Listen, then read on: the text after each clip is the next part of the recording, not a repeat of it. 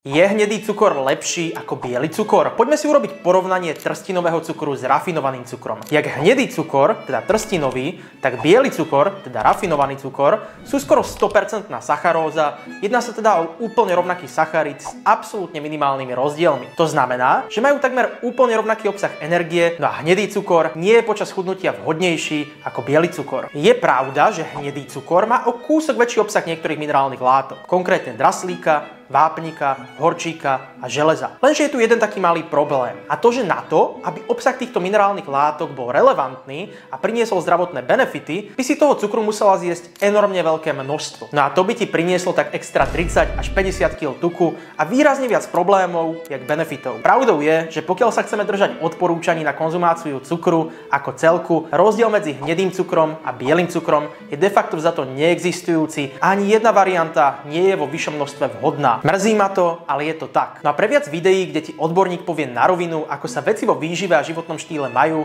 ma nezabudni sledovať.